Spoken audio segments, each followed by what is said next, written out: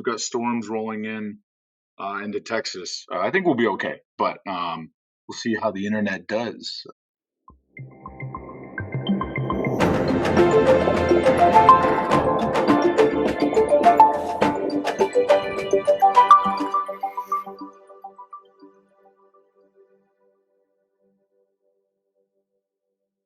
I guess a good place to start would be you telling us in which order we'll be tasting these things today, so we can pour them out, let them breathe a little bit, and then the floor is yours. Yeah, no, that's great. Thanks, Michael. So we should have six whiskeys, correct? Yes, correct. All right. So what we'll do is we're gonna go through as this story kind of unfolds. This order will make a little bit more sense, but we're gonna start with Baby Blue, then Lineage, then Texas One Single Malt,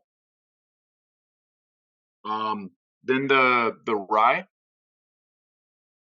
and then we'll jump to Cataleja, and then Brimstone.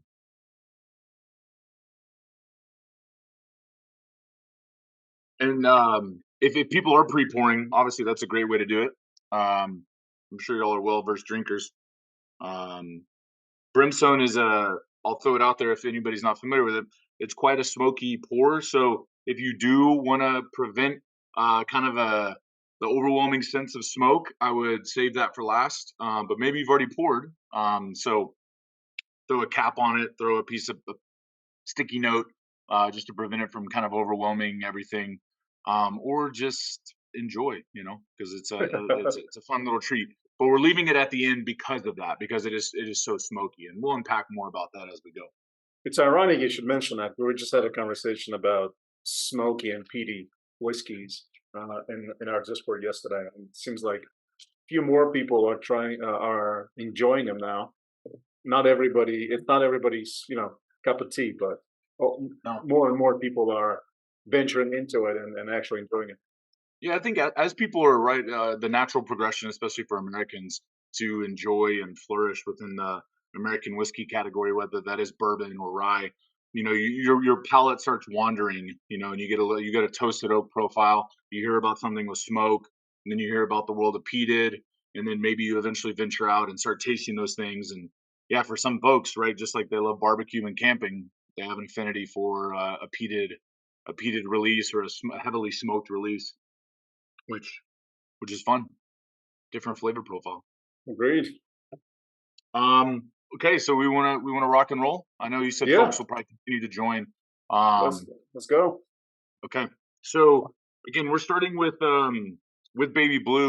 Yeah, we'll go through a little bit of history, but again, I would start enjoying the pour of Baby Blue, and we'll unpack this pretty quickly. So Balcones, this is a look at our distillery. This is actually a look of it in the 50s. But we've been producing whiskey since 2008. Our primary focus since day one has been to produce single malt. So everything that we're producing is on copper pot stills, which we'll get to in a little bit. And so the lens of even our American whiskeys, right, which we're going to try a few American whiskeys alongside our single malts this evening, is again through the lens of a single malt producer. So we've been in this building only since 2013 or so. We were 7 blocks down the road in a smaller distillery, and we expanded into this building where we were originally maturing all of our whiskey. We then, in 2016, launched it as our full-time distillery. We still have what we affectionately and quietly like to call the birthplace of Texas whiskey, the 2,000 square foot building. We do still own that, but all of our production is now 7 blocks away in this building. So we have some offices, a tasting room, and gift shop. But this is where production has been since early 2016. So the reason I say the birthplace of Texas whiskey is because of the whiskey that you're drinking right now. So Baby Blue is actually the first legal whiskey made and sold in Texas, which is really strange for being a 15-year-old distillery. But nobody was making and selling whiskey. Um, I'm sure everybody's grandpa, grandma, and aunt, maybe someone's crazy uncle was maybe distilling. Brewing, right, was big, was huge. Craft brewing has been around in Texas for 30, 35, 40 years. but nobody was distilling and selling whiskey. It was us and Garrison Brothers. If anybody else is familiar with other Texas producers, Garrison Brothers focuses exclusively in the world of bourbon. And again, everything that we're making is through the lens of a single malt producer. So when you look at Baby Blue, it is 100% blue corn grown in the panhandle of Texas. Um, it's very corn forward, and that is because, again, the idea of a single malt landscape, right, is primarily a one single grain and exclusively in used oak. And so when you look at kind of the world of single malt and then American whiskey, that overlap, it's automatically what is known as a corn whiskey, of course, right? So this is it's a pretty straightforward corn whiskey, but it did happen to be the first whiskey on the market in Texas post prohibition. So that's why we actually have the tagline, if you look at the bottom there, the original Texas whiskey. So again, but I'm not trying to pull the wool over anybody's eyes. It's a youthful, fun, bright, exuberant pour of a whiskey. It is a corn whiskey. It's a simple little corn whiskey aged exclusively in used oak. So very, very corn forward, which for us is really fun because we like grain forward spirits. Again, being a single malt producer, we like the viscosity and the oil that you get with copper pot distillation. So all of that combined to us creates a pretty compelling little whiskey. It's only 46%. And we don't go any lower than that because we don't chill filter. So, right, if we were to go any lower than that with water without chill filtration, it's become really hazy, which is not the most attractive thing, right? From a visual perspective on the shelf, the hot and cold climates as it's going around North America or even in international waters, that haziness isn't really that palatable, really that to the eyes, right? So we don't chill filter. We never have. I tend to say we're too lazy to add that extra step. It's also very expensive to chill filter. So we've never done that. We never will. No additives, no flavors, nothing. One important thing to, of course, point out here, if you look at fermentation, this goes for all of our whiskeys, but it'll be listed throughout this, is that we don't have a traditional, I would say, a traditional fermentation of 2 to 3 days. We actually push our fermentation upwards of 7 to 8 days, depending on what we're doing. So the during fermentation, we actually see a really high acid level, and that those are precursors to really lovely fruits coming off distillation. So the original Texas whiskey, Baby Blue corn whiskey, pretty standard, and some nuttiness, some vanilla, buttered popcorn, kettle corn, a fun little whiskey. Is the extended fermentation because of the grains you're using, or just the profile you're after? The profile that we're after, um, we used to actually do a lot longer fermentations, and we do dabble in a little bit of rum, and those will push 30 plus days, and that really is for that extra layer of acid development. And really, what we're looking to do is after 2 or 3 days, like again, we're not trying to reinvent the wheel. After 2 or 3 days, we're going to produce all the alcohol that the yeast can produce. Right? We're not making the alcohol. We're pitching yeast. The yeast is consuming the sugars from the wash, from the cook, right? And then are going to gobble up all those sugars. And then the byproduct is right heat, CO2, and maybe the most important thing is alcohol. So after 2 3 days, all of the alcohol is going to be produced, and then there's another layer of lactobacillus that's in the air that's going to descend upon the fermentation, and then is going to gobble up all the dead yeast cells and any other organic matter. And so that local microflora from Waco is going to descend upon. We're going to encourage it to descend upon the fermentation, and it's going to skyrocket the acid development, and it's going to produce all these crazy flavor profiles that are going to come into contact then later with distillation. And through the distillation, we've just found over time that our sweet spot, or at least what we like, is 7 to 8 days or so. And then again, with rum, we'll push the envelope further. We just don't make very much rum, so it's really distillery only. We've done some single barrels of it every once in a while, but again, our focus is whiskey. It's a good question though. Always used American oak too. We are dabbling in the world of right. We're based in Texas, halfway between Dallas and Austin, and so we do have a lot of love and respect for the world of agave and the minerality that you actually see there. So we do mature a lot of our corn whiskey in ex tequila, ex mezcal casks as well, which we have a huge love for. So all that world of minerality and some of those brighter spirits there's a lot of like synergy maybe between the world of Texas and Mexico. So a lot of cool flavor that can come out of those little marriages. Baby Blue. Um, any questions before we keep going? We'll On keep the rolling. bottle, is that a corn stalk on the label? Yeah. That's a good question. Yeah, that's a corn stalk. So all of our graphics are done in house between a few of us on the what we call the internal creative team. So that is meant to be corn stalk, kind of the shadow and the silhouette because it is 100% blue corn. And we really would just wanted to be as plain and as obvious as this is. When we first launched this whiskey in 2008, it was only 6 weeks old.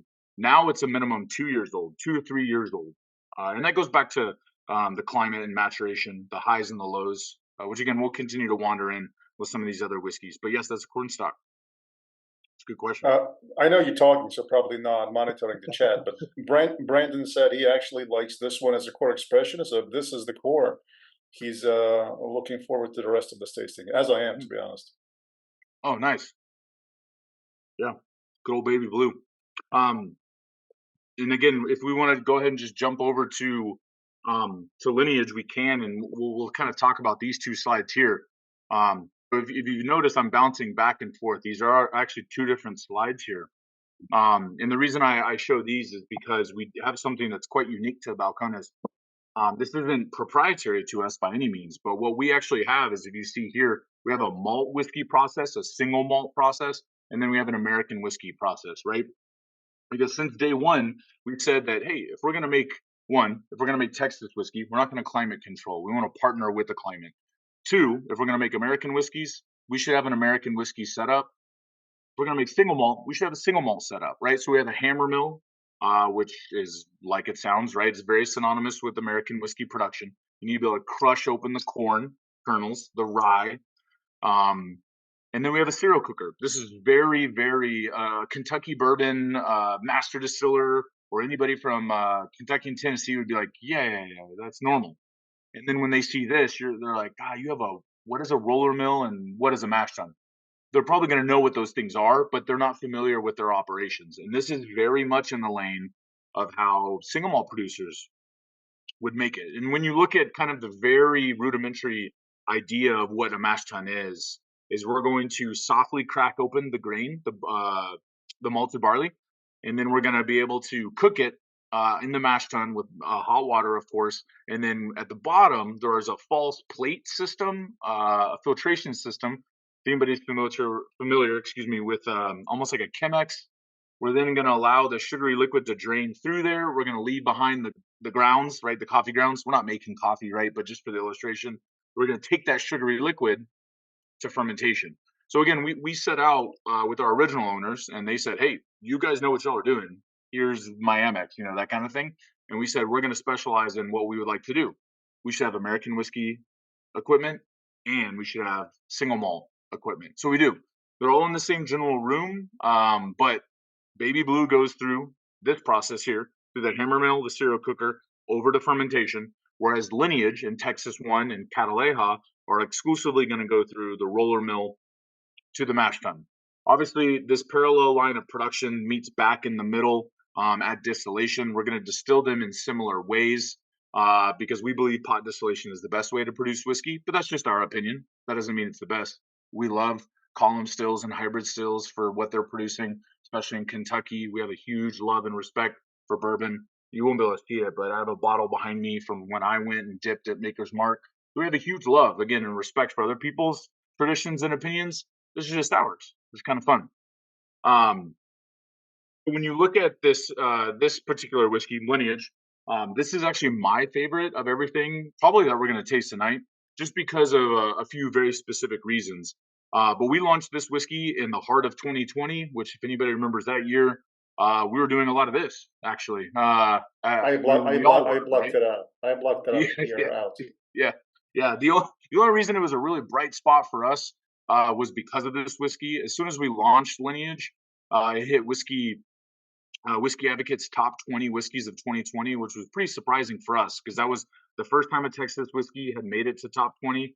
The first time Texas whiskey had landed in the top 20, which was pretty special. Yeah, you want to hear But something funny about that? Sorry to yeah, interrupt. no, yeah. Yeah. So so outside of the prime barrel, we obviously have the retail side of the operation, and every Yep. year we do Whiskey Advocate Top 20 Mm. campaign. So at the end of the year, for those that you guys don't know, Whiskey Advocate is a magazine, and then at the end of the year they release the awards, and they basically have top 20 whiskeys of that particular year in their eyes. And so the Lineage, to your point, was on that list.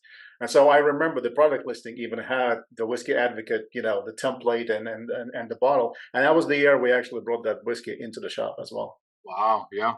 Yeah. That, it would have been probably, I mean, to your point, it was the end of the year. So it was probably 4 or 5 months after we released it, which for us was surprising because that's a pretty big honor. There's a lot of heavy hitters that end up on that list. Yeah. Some experimental, some very commonplace, Stag, and a lot of Buffalo Trace. Whiskeys end up on there, which is amazing to be kind of considered in the shadows of some of these giants, especially for again a single malt. So the majority of this mash bill is actually Texas malted barley, which is quite unique. Up until about 7 years ago, Texas did not produce barley. Most of the barley comes from the world of Scotland, the Pacific Northwest, Canada, especially, right? A lot of the Midwest can maybe have some barley available, but Texas, no. So we partnered with Texas A&M and a handful of seed producers around the state because obviously agriculture is very huge in Texas, and they were able to pivot some production to make something that was drought resistant, rot resistant, and could be a distiller and brewing grade grain. So we have Texas barley now. We're actually the largest consumer of it, if you will, consume in the world of being able to then produce it into whiskey. We're not making bread with it.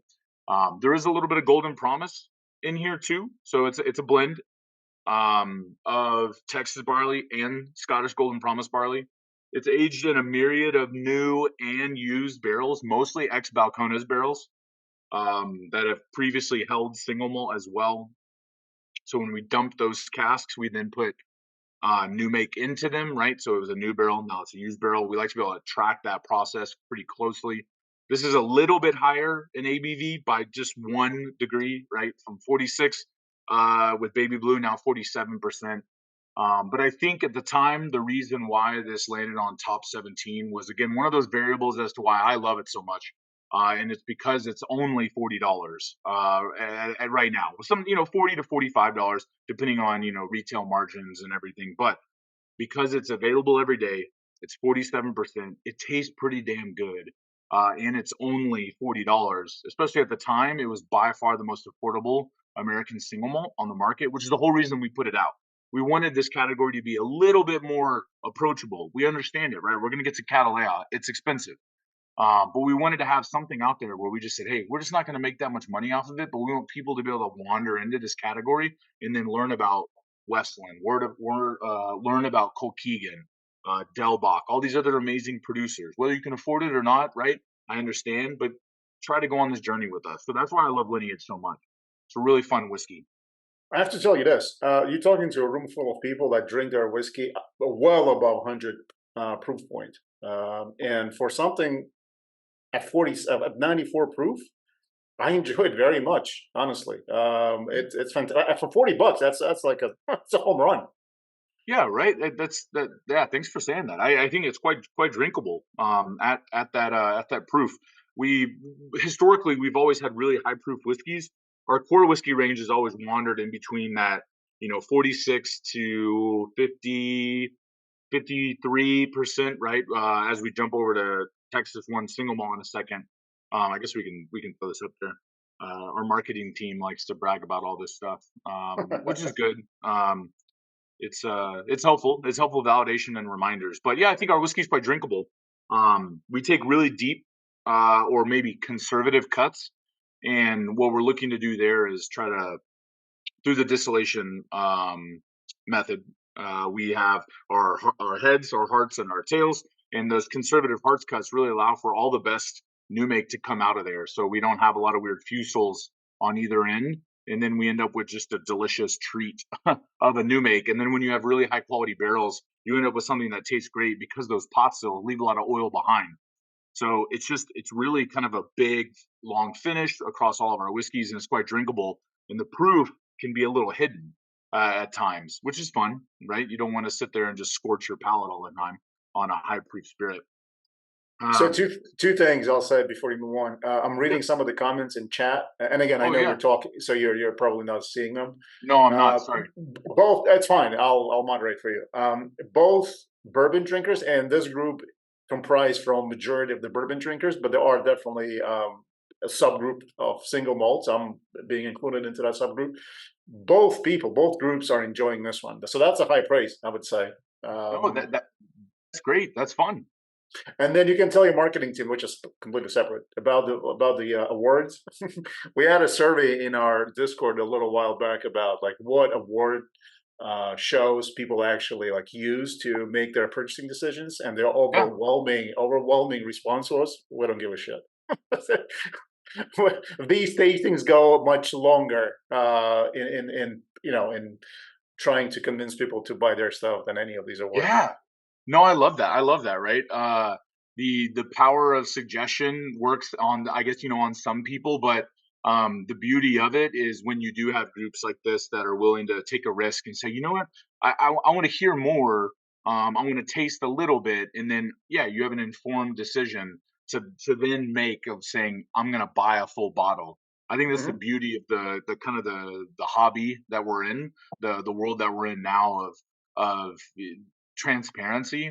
We want to be as transparent as possible. If people walked away at the end of this call and were like, man, that guy is full of shit, Texas is silly, these were a joke of a whiskey, it'd be like, man, I appreciate your feedback, I hope you keep drinking what you love, but thanks for joining, right? Because Right. everybody should drink what they like, and they should own what they like. A lot of times people ask like, how should I drink this, and I'm like, hopefully you're happy and not sad, and then Yeah. however you drink it, whatever, right? If you want to put it in a cocktail, that's awesome. If you want to drink it neat, awesome. I prefer neat, but that's just because I'm just going to spend a little bit more time with it. Add a little water, see what happens. Don't add too much because then it's going to become all flabby and weird. But yeah, I just appreciate a good time and chatting about whiskey.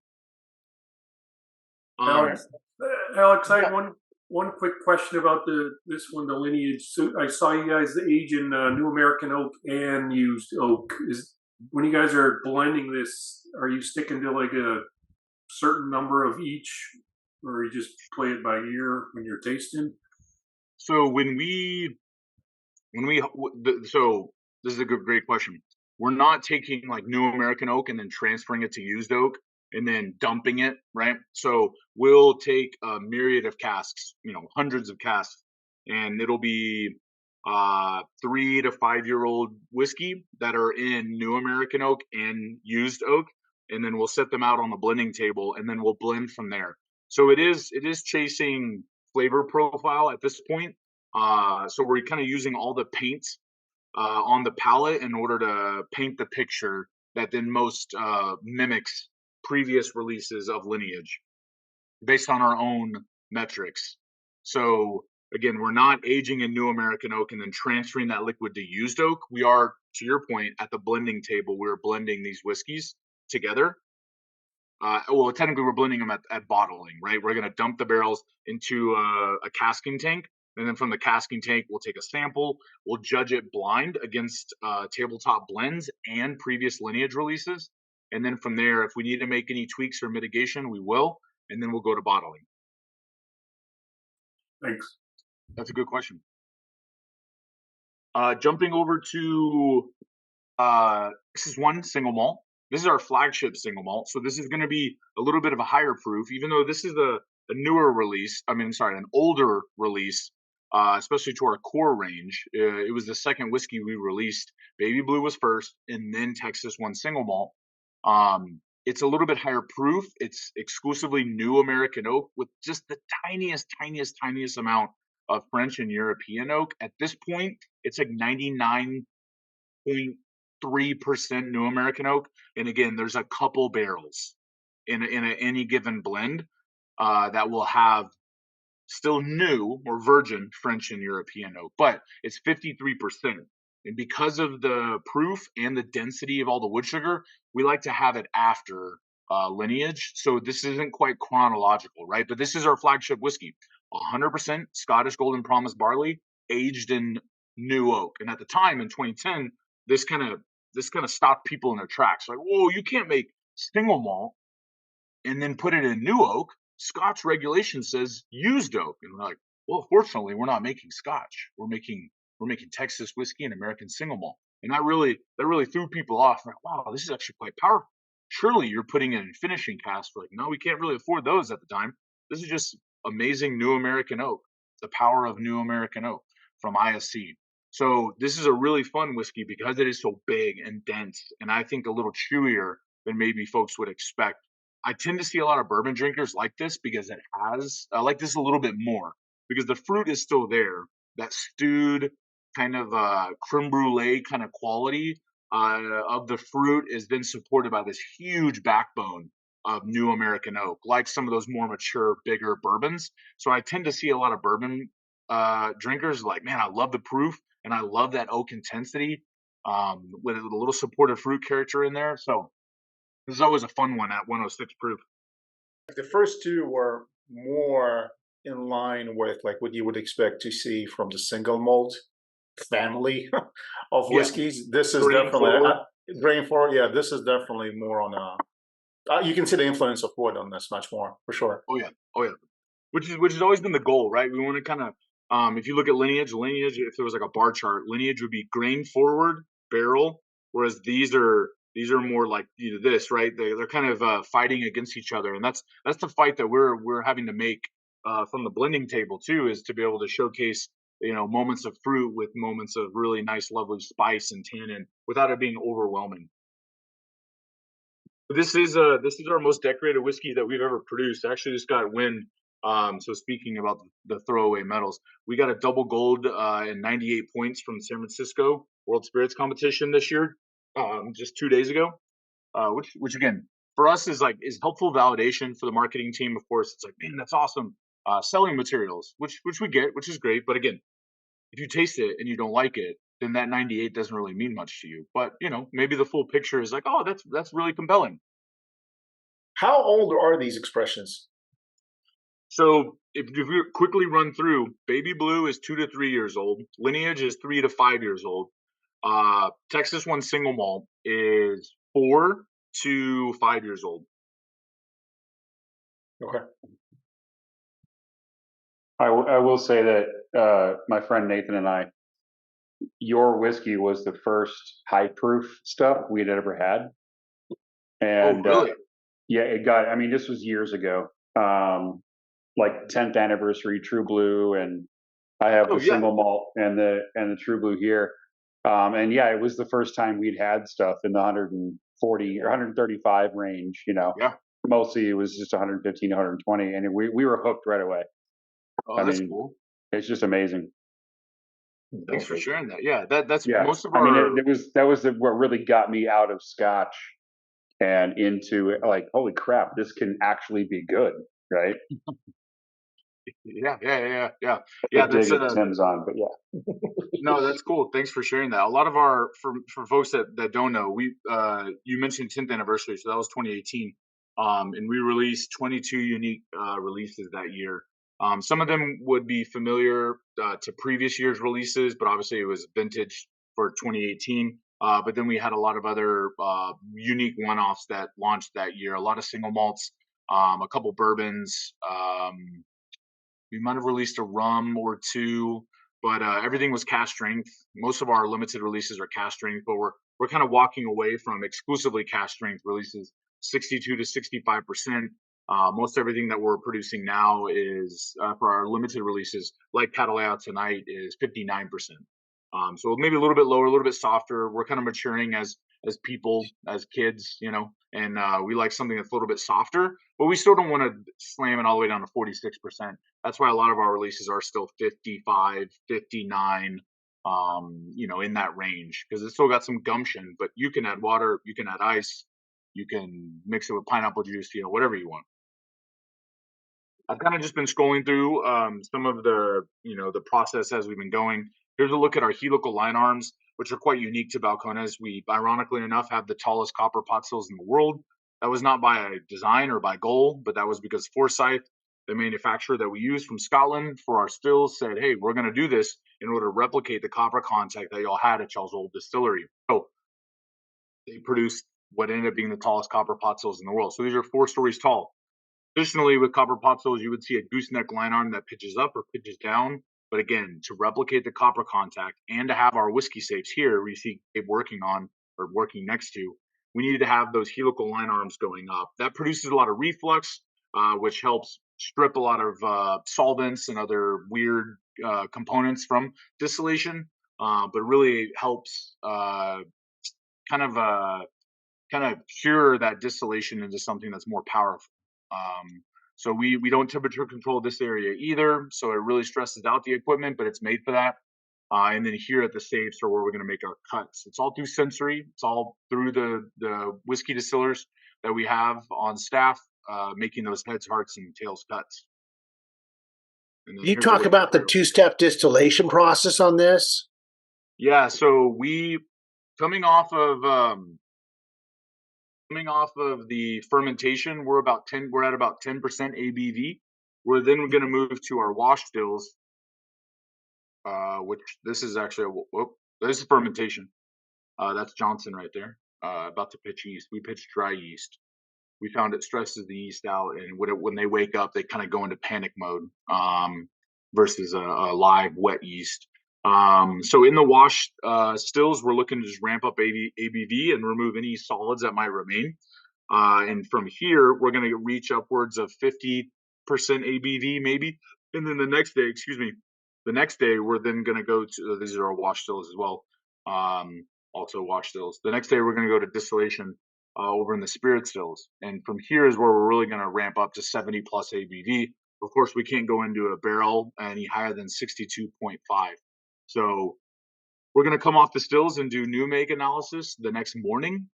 So after fermentation, this is about day 3, which again, so if you're looking at 7 days, first day of wash, 7 days, then 3 days of distillation.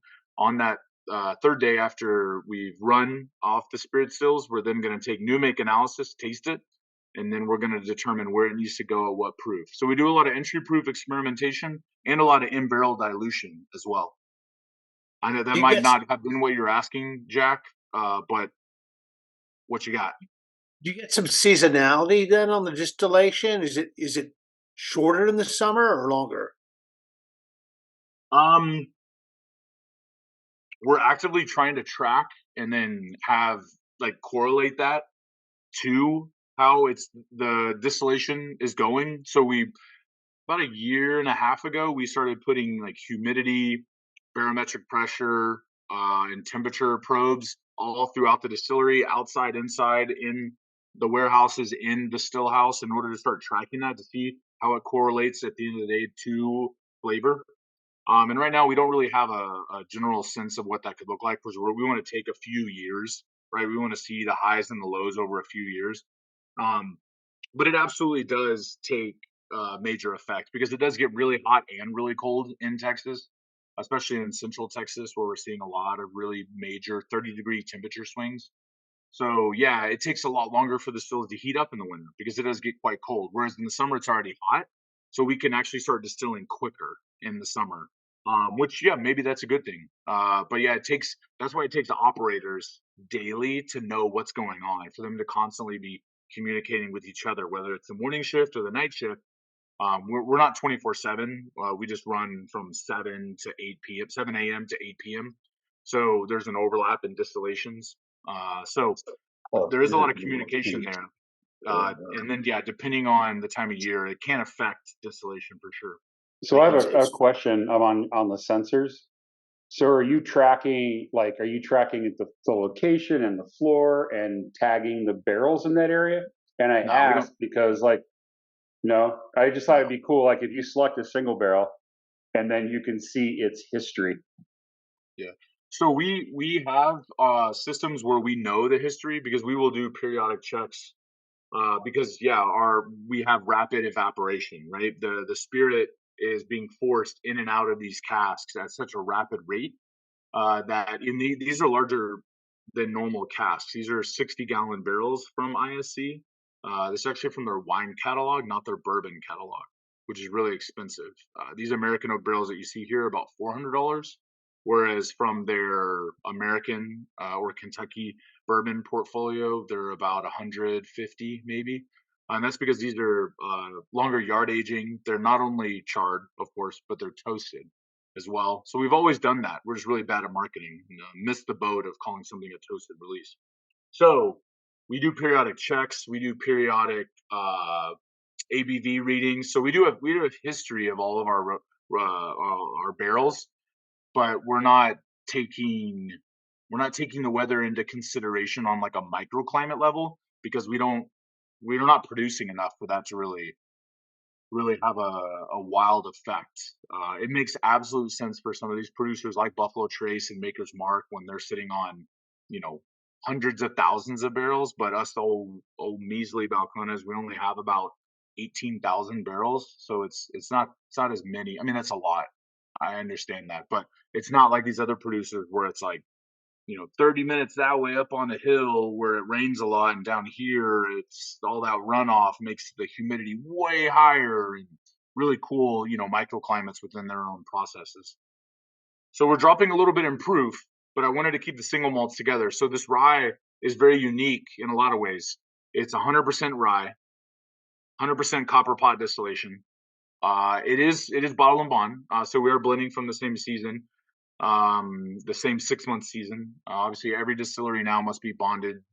So it's pretty easy to have a bottle and bond release, but we had never had one before, and we really liked this whiskey in that 4 to 6 year old range. So we were excited for this to kind of come together like this. What makes this even more unique, outside of it being 100% rye, is that it's around 91% raw Texas rye, which we tend to see instead of a lot of pickle, dill, spice, peppercorn qualities. You end up seeing with this Elbon raw rye is a lot more like fennel frond, carrot frond, which is quite nice. So it's still herbal, but it's a little grassier, which for us is quite lovely. And then the rest of the mash bill is a mix of 3 German rye varietals, which are roasted crystal and chocolate rye from Germany. So that's where you're getting all of that kind of robust chocolate, tobacco, a little bit of a peppery note. And those are just roasted like you would think coffee would be, right? So roasted is lighter, crystal is a little bit more caramelized, and then chocolate, it's so dark you can almost like smear it in your hands. And then aged exclusively. We're getting jalapeno on this. Is anybody else getting jalapeno on this? There's other people. Just curious. Mm-hmm. If I'm defective. Chocolate. I get dark chocolate too. So it's interesting you say that. So some people, depending on their palates, it's kind of like cilantro, where some people are like, oh, it's one of my favorite things ever, and some people are like, it's kind of soapy to me. I don't know if I really like it. With this, we see that a lot. That's actually called pyrazine. And so pyrazine is present in most present and most recognizable in 2 different things, and that's coffee and that's green peppers. So you're getting that because of that heavy chocolate rye. Yeah, it's called pyrazine, is the molecule that you're picking up on. To some people, it's chocolate or espresso or coffee, and other people, they'll pick it up on their palate. And then especially in the finish, they'll sometimes like, man, is it kind of like mole, the jalapeno poblano kind of thing, which could be terrible or could be great. This is lovely as a Manhattan. Obviously, it's 50% ABV. That probably means something else bad. I don't know. Hey, Alex. Yes. Before we jump to the last 2, I had a question about a release from Lost Lantern on the single cask Balcones. And I was trying to find it because I wanted to see what Balcones that I had actually had here in East Tennessee before this tasting event, because this is the first time I've done this. But I couldn't find it because I already drank it. It's gone. So I mean, I really like 120.8 proof, 5+ years on the aging. Could you tell us a little bit about what the story, how that came about? So Lost Lantern is an independent bottler. If anybody doesn't know about Lost Lantern, they're lovely folks, Adam and Nora, and they specialize in the world of independent bottling. So they work with producers all across the country, bourbon, rye, obviously American single malt as well, and they will take unique casks that they like, that they prefer. So we don't pick them. We'll send them an array. It's almost like a single barrel selection, if you will. But obviously they're working as an independent bottler. So they will bottle these. They will sometimes blend them, but then they'll have single barrel releases as well. And they're really looking to kind of spotlight distilleries from their perspective.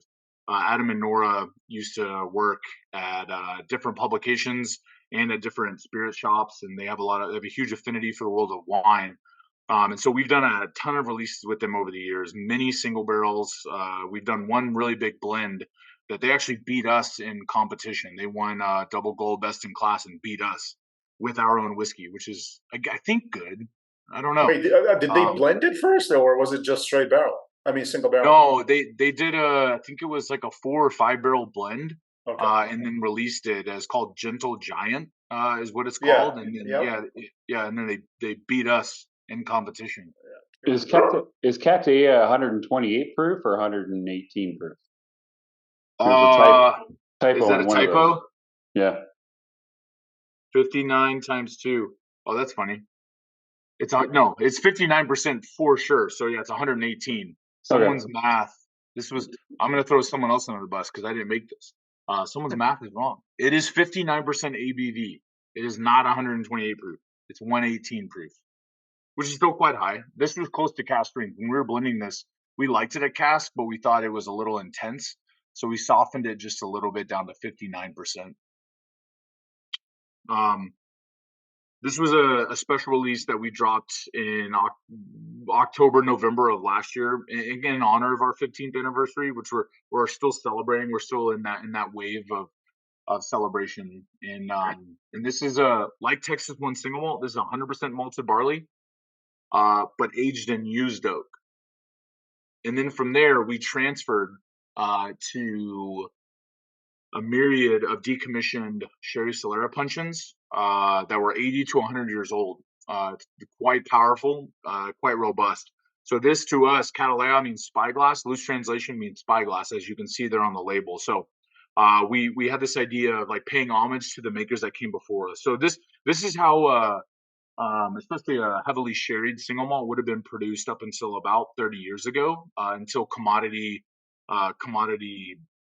maturation and finishing was popularized because it was much more affordable. These are extremely finicky, quirky, and expensive casks. And so we actually matured it in 2 to 3 different waves. So we took 3-year-old whiskey, again, single malt that was aged in used oak. We married those barrels together, 3 barrels, and then we would transfer into like the Moscatel cask. And then we would take 3 barrels, marry them together, and then transfer them into the Amontillado, Oloroso, and Pelo Cortado casks. After a year, it was so intense that we transferred those out back into used oak and let them rest. We then did it again, but this time that second wave was upwards of 2 years old in the finishing cask. And then we did another wave, right? 3 barrels in used oak, married together, transferred in for 6 months. We took all that liquid, all that juice, blended it together, and that's where you have Cataleja. So it is intense with sherry. It's sticky. It's sweet. It's almost like a dessert whiskey, right? You think of like dessert wine, like these Amontillados and Moscatel Dorado, Pelo Cortado. We saved one for a single barrel release at the distillery called Vino de Color. So a lot of these don't exist anymore. They fell out of fashion in the world of Spain. But this is how previously folks in the UK would have made heavily sherried single malts, not just rinsed, but in these decommissioned casks. So this is a big, intense, rich spirit. There's a little bit of this like flintiness, maybe not flintiness, but like sulfur note that you get from these heavily sherried casks.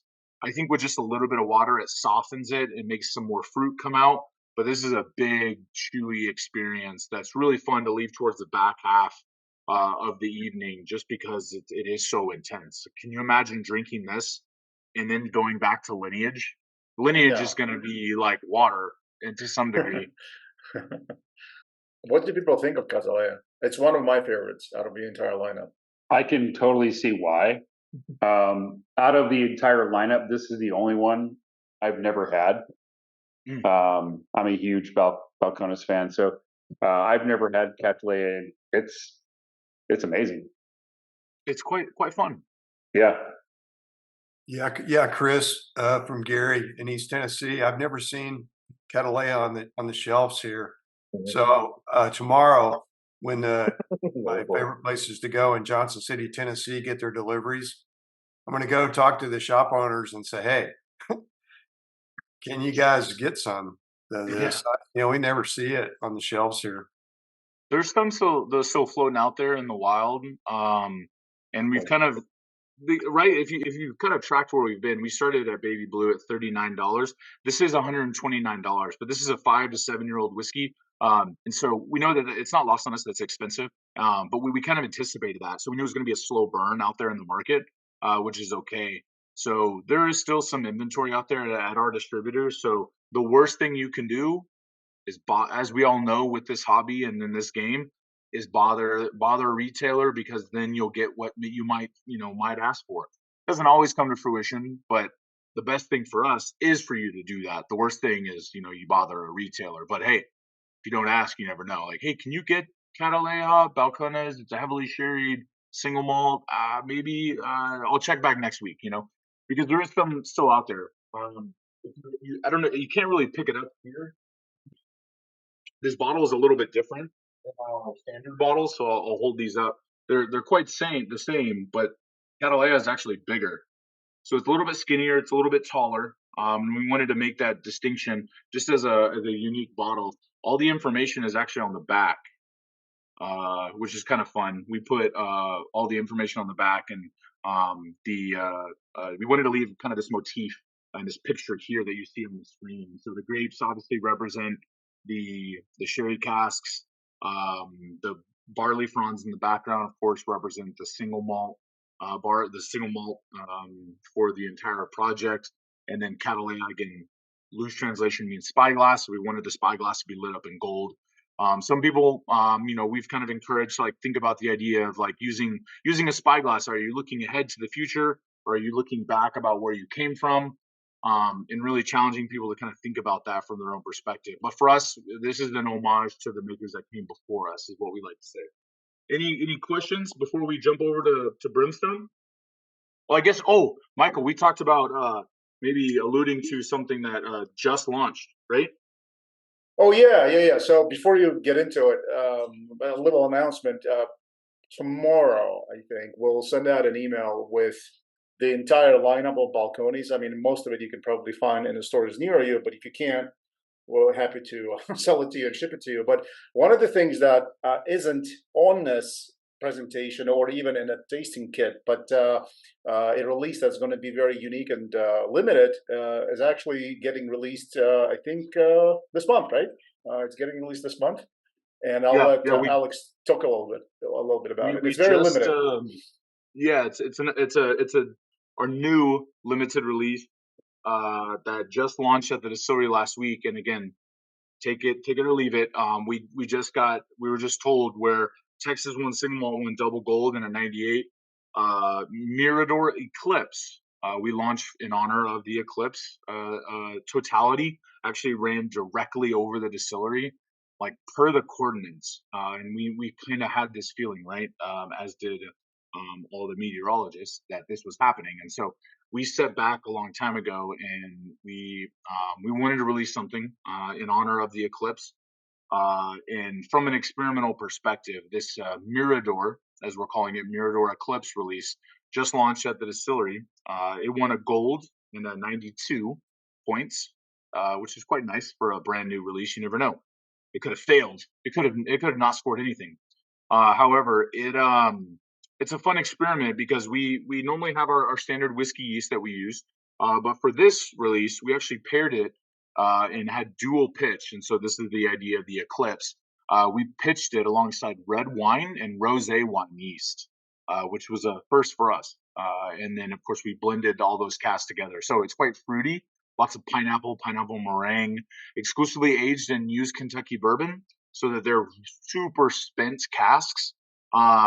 It's quite nice, quite fruity, quite light. It's 55% ABV. It's really, really nice. It's quite lovely.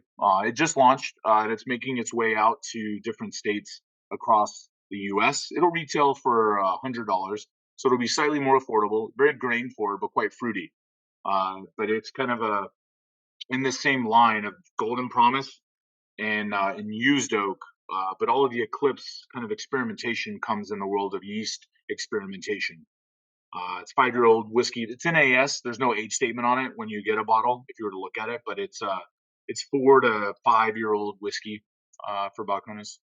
So last but certainly not least is Brimstone, I believe, which is a kind of a funky wild one. If anybody's ever been camping or had barbecue, just been in love with the world of smoke, this might feel quite familiar. We have a proprietary device where we take this spirit and then we impart smoke.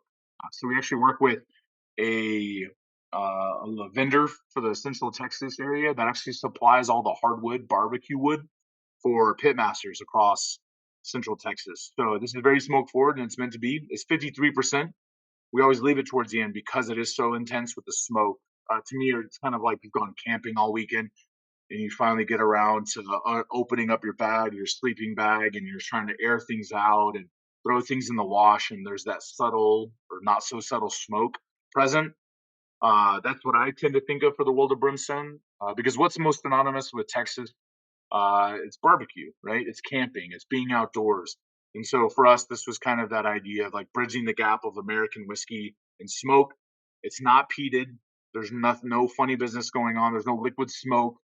But that's all I can say. We actually had to sign an NDA. And then once we signed an NDA, the production team's like, all right, do you want to know how Brimstone is made? And I was like, no, because then one day when I'm on with Michael and company, I'm gonna want to tell people because it's a cool whiskey. But I actually don't know how it's made. But I trust my friends and my coworkers that we don't do anything funny. It's just smoke. Right now, what we're looking at, this is 100% blue corn as the base. We're starting to experiment, little behind the scenes teaser. We're starting to experiment with other grains as well to be able to do this. Maybe some single malts, maybe some other things as well. But Brimstone is kind of a sneaky, subtle smokiness to there at 106 proof. There's a lot of menthol on the back end. Ooh, yeah. Yeah, nice. right. I don't not in a bad way, but I'll it is good. This is really good, but I feel like it'd be even better with this single malt. I feel like that'd be a great combination.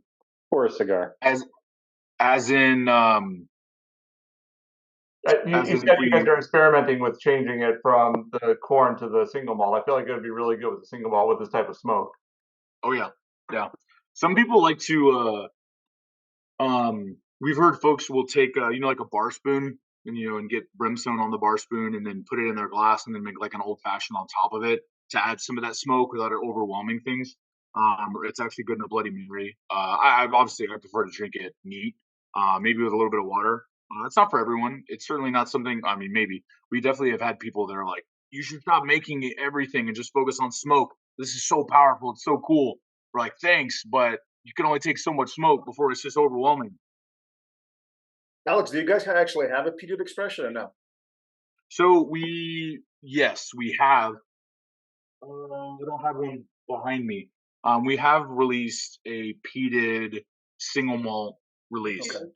So it's going to be quite different from this, obviously. It's because they're quite similar because the peat that we use, we don't peat ourselves. We don't have those capabilities or understandings. We work with Simpsons in the UK who grow and malt Golden Promise for us.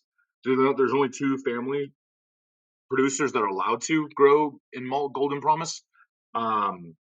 We work with them and we buy a whole malting floor of peated Golden Promise. The even more unique thing is that they actually use Highland peat, not Isla peat. So it is more. It's certainly, I'm not trying to compare ourselves to Highland Park, but it's more earthy, it's more barbecue, it's a little more... It's less iodine, yeah. It's less peat. Absolutely, yeah. No salinity to it. Right. Ironically enough, the parts per million are actually higher than Ardbeg and Lafroig, But because we mature our peated or have in the past, we're not going to release it again. We're going to release it as components of a future release. So a little tease there. It's actually with new oak and with the fact that it's not so briny, it actually reads quite different, right? If anybody's ever at Highland Park, it's not quite the same intensity as Isla releases. Bruichladdich, Lafroig, Lagavulin. I'll say this: I write that of the glass to me, and I put it in the chat too. Like it smelled like a new tire smell.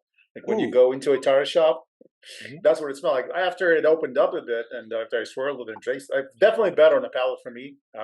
But now that it's opened up, I can taste and I can smell all those campfire notes that you guys are talking about. Since I finally exited out of full screen, I can see some of the chat kind of popping up. I saw someone I think said like pellet smoke and mesquite. So we are. This is actually, it's called scrub oak. So it's a trash oak tree, but we are experimenting as well with some other oak tree components. We've kind of thrown out there. We haven't begun any sort of R&D, but the idea of like, wouldn't it be interesting if there was something like applewood?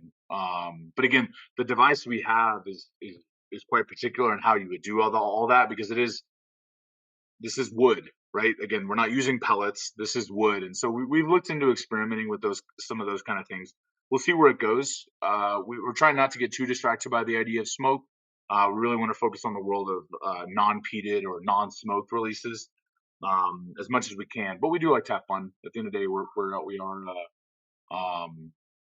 slightly burned maple syrup. Yeah, that's a great way, because you've got a lot of the caramelized sugars from being in oak, right? Because this base, technically, we don't outright say it, but the base is corn whiskey, right? So you're going to get a lot of those sweeter components. So that's why I do tend to think of like the caramelized burn-ins, right? Where you get like the stickiness, the sweet, the super salty, smoky kind of component. Very Texas. One of the reasons why we wanted to do the tasting too was to potentially, figure out if we want to do a single barrel pick as a club. So I don't really know. Please. Sorry. You see, yeah. So I don't really know what your program looks like, what expressions are available. Can you talk a little bit about that?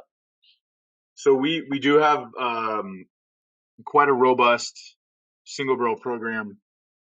It focuses on a lot of what we tasted tonight, but that are exponentially older, more robust at cask strength.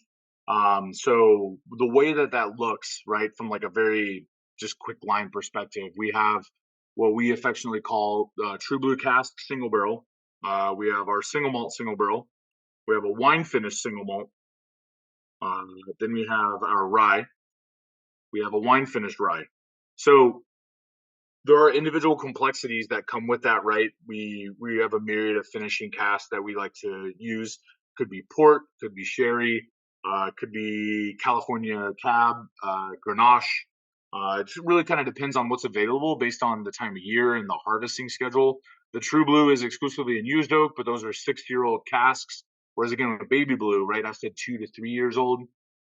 So you can kind of see, based on what we're talking about here, the density and the intensity of the flavor profile that you would actually see at 6 to 7 years is quite robust, quite chewy, lots of dark stewed fruit that comes with True Blue picks. The single malt again is ramped up even more so above what we're tasting here.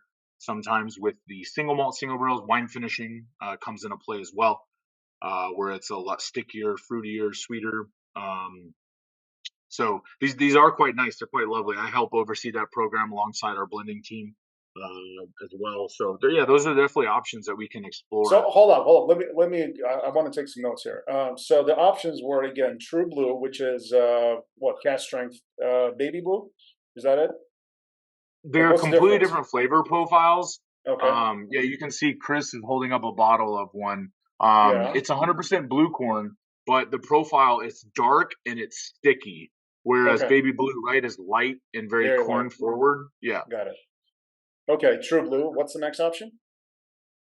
There's our single malt single barrel, which is basically a much older cask strength version of Texas 1 single malt. And then you have a wine finished variant of that. And then there's a rye, and then a wine finished variant of the rye. Got it. And those are at cask strength. They usually yield around 180 bottles, average proof. Again, we do a lot of in-barrel dilutions and entry proof experiments, but our average proof is probably somewhere around 60%. Sometimes they're lower, sometimes they're higher. We have had hazmat casks before, but that's very rare for us to actually see. So yeah, they're a little bit more expensive, right? They're going to range from $70 to $100 retail, not cost, but retail. 70 to upwards of $90. So with tax, that's why I usually say $70 to $100. Sold. And what are the finishes for the single malt? You said finished single malt. Yeah, most of those are going to be Oloroso, port. We do have some Pedro Jimenez. It really just depends on the time of year of harvesting, what's around and what's available. It's pretty unpredictable. It's kind of like chasing the wind, which for us is what's most fun. We won't release anything until we believe it's ready and it's run through the QC tests that we have on site with the blending team. Okay, cool. That's what I wanted to get out of this. At least you and I can take this offline and then figure out what's available when we want to do this and figure that out. But for the purposes of the survey, I wanted this group to hear what's available, right? So, of course. What I will do now, I will put a link in the chat for everyone to fill out a quick survey. It's a 7-question survey. It should take you no more than 2 minutes to do. And then I can actually share the results right on a call in real time. Hey, Michael. Yes? Have you had the True Blue cask strength? Never. Okay, I've got like 4 or 5 different variants, so I'll send you a sample pack. So I already know which way you're leaning towards. Okay. Well, I mean, I love the single malt. I love the single malt and the True Blue. I think the True Blue is more palatable for the group at large. Sure.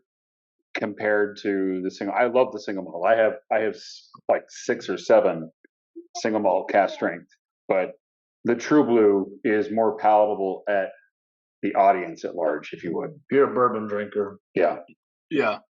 That's a very honest way to look at it. Because of the density of flavor, the evaporation, we tend to see a lot of really dark, kind of like maraschino, sticky, red fruit. The density of wood sugar that's provided after 6 years is quite insane for us because, again, we don't temperature control our warehouses. And so when we're looking at those casks, they tend to be, especially if anybody's ever had our blue corn bourbon, which we don't make anymore, but if anybody's ever had, again, things like Stag, where they're bigger, there's so much more of a density of oak impact. That's how those True Blue single barrels can kind of be.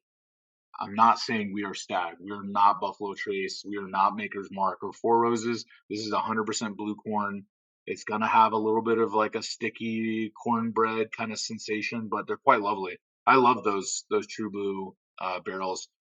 I tend to drink the single malt single barrels quite a bit more just because I like that apricot and that kind of breadiness that comes with it. But if I had to pick a second, it would be the True Blue. But yeah, the True Blue single barrels is quite a bit more affordable, right? When you're looking at the single malt single barrels, those are in that $80 to $90 retail, more kind of retail range. Whereas the True Blue barrels are going to sit somewhere in that like $65 to $70 range. So yeah, absolutely, it kind of hits that Venn diagram of somewhat familiar flavor profile, a little bit more affordable, but still cask strength, which is quite nice. I'll say 2 things about that. So first, an interesting comment from Don. He said, as a bourbon drinker, getting into single malt, that Texas Swamp was solid. Older and stronger would be very interesting. And there's a few people that agree with him, including myself. So that's cool. Secondly, and this is what normally happens, we come to a distillery because that's our preferred way of doing picks, right? We come to you, we introduce ourselves, we make relationships, we build relationships, and then we go through some barrels. And a lot of times, you come to a distillery with a plan or goal in mind, and you leave there with completely something else because it was better, right? So at any given time, the promise to the club is we will pick the best possible barrel at that point in time. So, and we can always pick two. Yeah, there's no limit, really. Not right now. No, yeah. Yeah. All right, cool. Hey, Alex, quick question. The Texas Rye Bottled-In-Bond, is that different grain than the regular production 100 proof rye you guys have had, the green bottle? It's a great question. So the it's a brighter green. It's more like a Kelly green. It's called Texas Rye, and it says 100 for 100 proof. It's That more malty. was 80, what was it? 82% raw rye. Whereas the Bottled and Bond is 91% raw rye. Okay. So, that 16 to 18% chocolate rye, it's much more present. This is the new version. So this is starting to trickle out across the different markets. Obviously, some areas are going to get it sooner than others, but this is the new version. So the one that you're talking about, the Texas Rye 100, it's a brighter green, is going to go away in favor of this release. So this one has less green on it, but it still has green. But it's got the rye frond, just like the other rye, but this is silver. It's kind of hard to see because of the light. But yeah, this would be the one to replace the rye that you were talking about. Okay, because I was saying, when I had Balcones, I really liked it. I did not love that one. It took me a while to get through the bottle, which was fine. It was more malty Scotch-like, and this one's got more the rye earthiness, and those, like you said, peppers, flavors, and I like that better. So no, so here's where you're seeing innovation and just the maturity of us as producers happen in real time. We got overwhelmed by the profile that we set down, and we said we wanted to pivot it. We thought we overwhelmed even ourselves and our friends and followers with how much of that specialty grain, and we wanted to dial it back. And we really liked it at what you're tasting now. We also do have a 100% raw rye variant that will come out years down the road. So a little sneak peek. We haven't really told folks that, but that's currently maturing in actually really large format casks, 500 and 700 liter casks. Which are giant. Can you elaborate just a touch on that? Is it Texas rye? Yeah, it's 100% Texas rye. Yeah, whereas again, the Bottled-In-Bond Rye that we tried tonight is 91% raw rye, which is Elbon, and that's actually the word noble backwards. That's funny. Yeah. Yeah. We did not make that up. We weren't the smart ones that made that up. But yeah. But yeah, that's a good question. Alex, here's a question. Would Texas One single malt finished be similar to Cataleja in any way? No, I mean, so again, Cataleja, yes, both. So we'll take the single malt, single barrel wine finish. We'll use it as this one, and then Cataleja.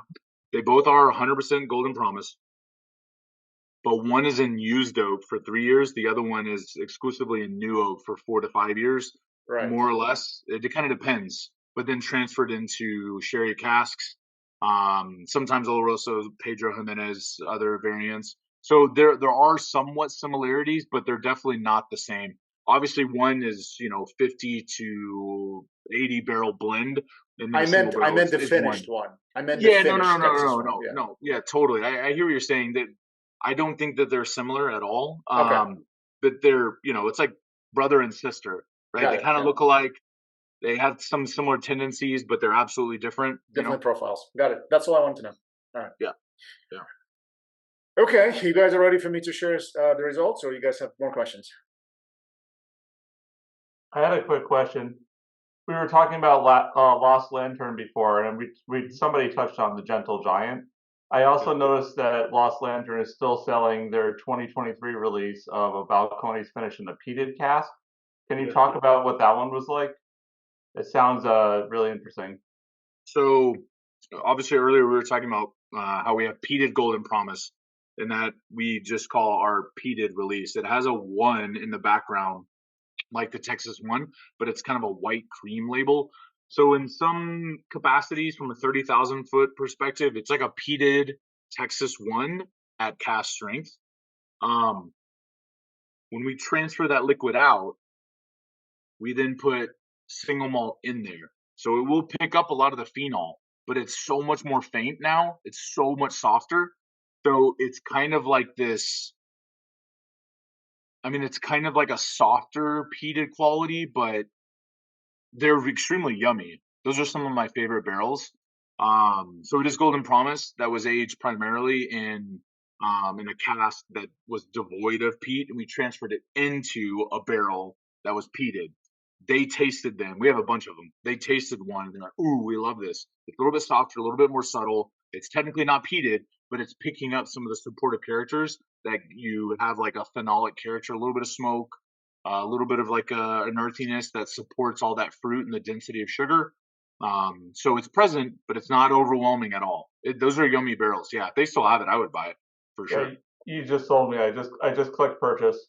Oh, there you go. Yeah, yeah. I'll let Adam and Nora know. I need royalties. They have good things. They have cool things. This is the results of the survey that Cool. I've asked people to say. So for your benefit, because everybody knows how this goes, but there's 7 questions on here. Usually there's 6, one for every expression. There's one question that I've asked about what preference people would have for the single barrel. But we score everything on a scale from 0 to 10, 5 being an average. So not bad, not good, just average. Anything below 5 you don't want in your collection. Anything above 5 you'll like. If history is any indication, when we go on these barrel picks, like if the pick is a 7, if the score is a 7, then that normally turns into a pick. Very rarely we've scored anything above 8. Like it has to be outstanding. So with that in mind, these are the scores, right? So the first one we've tried was Balcones Baby Blue. Majority of the people put it right in the middle, which I kind of expected. It's still, for the price point and for the entry level, I think it's very solid. So the average rating here is 5.8, which is above average, which is that part is good. Balcones Lineage, I was not surprised. That's one of the best things that we've tasted today. So average rating is 7. Lots of people give it an 8, which is again very rare. So that's very encouraging to see. The Balcones Texas one was the winner. 7.4 is the highest score today. Wow. Very few, only how many people?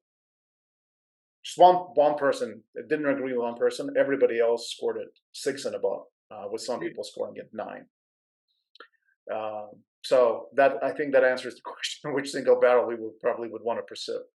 But moving on, the rye is 6.7. I could see why that is. It's not like any other rye I've tasted before. So you can either like it or hate it. People didn't hate it. There's only one person that kind of disliked it, but I think it's unique enough for people to dig it. And it's 6.7, and I think it's a pretty respectable score for it.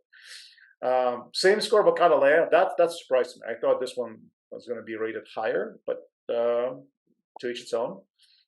And then you have the Brimstone with 6.4. That's, I mean, if smoke is your thing, then that's your thing. If it's not your thing, I can see how people would score it, under 5. So that was to be expected. And then in terms of the choices, kind of all over the place, but the predominant 2 options are Texas 1 single malt and then the finished version of it. Yeah. We do it on every single tasting. I think it's kind of cool to see where people's are, and provides brands with live look into like what people are thinking. So yeah, how people are responding at the moment. Absolutely. No, I think that's very powerful for the group's feedback as well, to see like what are other people thinking. What you scored, but what is the group at large, thinking? I think that's pretty cool. Correct. And as a group too, I have to say these scores tend to change over time. Like one person, like if I would bet that this group, if we go back to one of the earliest tastings that we've done, the scores would be a little bit different, because people's palates evolve over time. They grow. People tend to gravitate towards new flavors, new things. For example, the smokiness, right? That's always like either hate it or love it kind of thing. I know personally of a couple of people on this call that have never tasted the smoky stuff before, or really didn't like it, and now they gravitate towards it, right? So that's what I'm talking about. And same thing with bourbon versus rye. Like we talk about it all the time, but like rye, I think has a bigger gamut, bigger spectrum of flavors. And as your palate grows, I think you tend to gravitate towards rye more so than bourbon. Yeah. So anyway,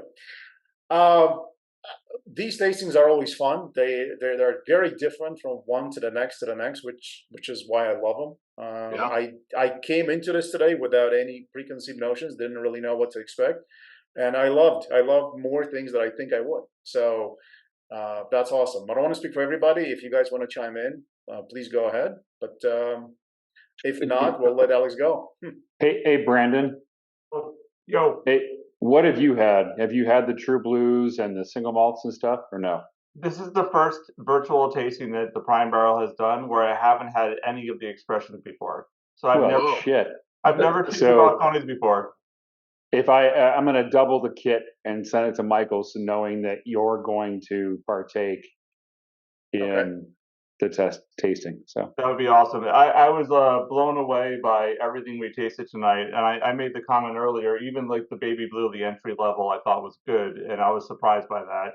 But like everything we went through, I thought was unique and interesting and had great flavor. So I was super impressed tonight. Awesome. I'd actually had the Texas Rye previously, but that was the only expression of Balcones I'd tried. So I was really excited to try this whole lineup of stuff that I'd never seen before, and everything was delicious. I'm a huge single malt person, both Scottish and American, and this, like, y'all immediately shot up to the top of my American single malt ranking. So thank you for taking the time. Appreciate it. Oh, it's really cool. Thanks for trying, everybody. I hope at least it was informational. You know, even if it we walk away with feeling more informed. I think that's our challenge as producers, to be transparent and available when we can, as often as we can, and at least share a little bit of that, you know, creative journey. And then if you like it, that's amazing. If you love it, that's even more amazing. And then if you don't like it, I'm just happy to be on this journey with everybody. So that's great feedback. And so I appreciate y'all being here and taking time out of y'all's evening. Thank you, Michael, for supporting Balcones in that way, because it's profound and it's helpful for us too. As we've seen, we have nice feedback, but it's okay if it's I'm going to give this a 2. That's awesome, because that means you know what you like, and you should drink what you like and what you know, and continue on that journey. Always scratch that itch, right? I think is pretty fun and powerful for us all, whether it's whiskey or wine or beer. So this is always fun, and we should do it again. Throw this in there too, Alex. It was nice to know that we've done a few tastings. Out of all of them, 99% are good. There's a couple tastings where you get an ex-bartender that gets a brand rep job, and they phone it in, right? It's nice that you knew everything about it, everything with the brand, the history, and the flavor, and the profile, and where it's going. So props to you. That was cool. Yeah. Thanks, guys. I will talk to you soon. Thanks so much. Thanks, guys. Cheers. Bye.